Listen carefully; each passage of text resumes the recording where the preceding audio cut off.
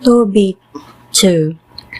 Mipauli ako sa amo balik sa akong asawa nga si Ana ug sa akong anak nga si Tobias sa kasaulugan sa ting-ani nga gitawag usab og kasaulugan sa mga semana. Giandaman ako og lami ang pagkaon ug milingkod ako aron sa pagkaon niini. Sa pagkakita nako sa daghang pagkaon nga gibutang sa lamisa, giinan ko si Tobias. Anak, lakaw og pangitag kauban natong Hudiyo nga kabus dinhi sa Ninive, kanang nagtuman sa mga balaod sa Dios. Dad-a siya nganhi aron makaambit siya piniining pagkaon sa kasaulugan uban kanato. Dili ako musugod sa pagkaon hangtod nga mahibalik ka. Busa migula si Tobias aron pagpangita og mga kabus nga Hudiyo. Apan nahibalik dayon siya nga nagsinggit, Tay, nangutana ako, ngano? Unsay nahitabo? Usa ka igsoong Hudiyo ang bag-o lang gipatay. Gituok siya o gilabay ang iyang lawas didto sa tiyanggihan. Mitindog din ako og biyaan ko ang lamisa nga walay bisan pagtilaw sa akong pagkaon. Gikuha ko ang lawas didto sa dalan o gidala ko kini ngadto sa usa ka payag o gibilin ko kini hangtod sa pagsalop sa adlaw. Una pa kini anako kilubong. Unya mipauli ako sa amo og naligo aron mahinlo ako. Sa dakong kasubo na nihapon ako. May hinumduman ako sa gisulti ni Propeta Amos ngadto sa katawhan sa Bethel nga nag-ingon, ang inyong mga kasaulugan mahimong mga panahon sa kasub-anan, ug ang inyong masadya nga mga awit mahimong mga pagbangutan. Sa pagsalop na sa adlaw, migula ako nagkalot og lubnganan o gilubong ko ang patayng lawas sa tao. Gikatawan ako sa akong mga silingan o giingan.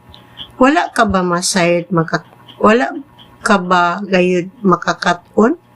Dili ba gipangita naman ikaw kaniadto tungod sa paglubong mo sa mga minatay o patyo na unta ikaw kun wala ka pa mulayas? Apan karon nagbuhat na usab ikaw sa mao gihapong butang. Niadtong gabion na natulog ako sa gawas sa among balay duol sa paril. Alimuot kadtong gabion na og wala nako tabuni ang akong ulo.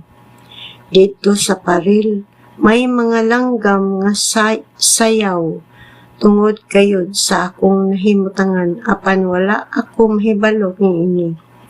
Ang ilang init pang iti nahulog sa akong mga mata og nakahimo og usa ka puti nga habol-habol nga mitabon sa akong mata. Miadto ako sa nagkalain-laing doktor apan nagdugang ang ilang pagtambal kanako. Misamot hinuon og kadaot ang akong mata hangtod nga nabutan na gayud ako. Sulod sa 4 ka tuig wala gayud ako'y makita. Ang akong mga paryente naguol pag-ayo tungod niining akong kahimtang ug si Ahikar maoy nagbuhi kanako sa wala pa siya moadto sa yuta sa Elam. Sa mabiya na si Ahikar, ang akong asawa nga si Ana napugo sa pagtrabaho. Busa nang habol siya ingon sa gibuhat sa daghang mga babae. Ang mga tawo nga iyang gitrabahuan musuhol kaniya inighatag niya sa iyang hinabol.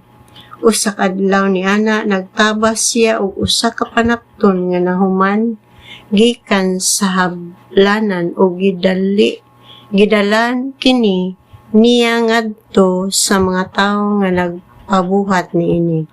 Gibayran siya sa tanan og gipakapinan pagayod siya kanding. Sa pagpauli ni Ana nga nagdala sa kanding, mibahi kini. Miingon ako, diin man gikan ka ng kandinga? Imo tingali ka ng kinawat, no? Iuli dayon ka na ngadto sa mga tag-iya, dili maayo nga magkaon kitag kinawat. Mitubag siya, dili oy, gihatag kini kanako isip usa ka gasa pakapin sa sukol kanako. Apan wala ko siya tuuhi og namula ako sa kaulaw tungod sa iyang gibuhat.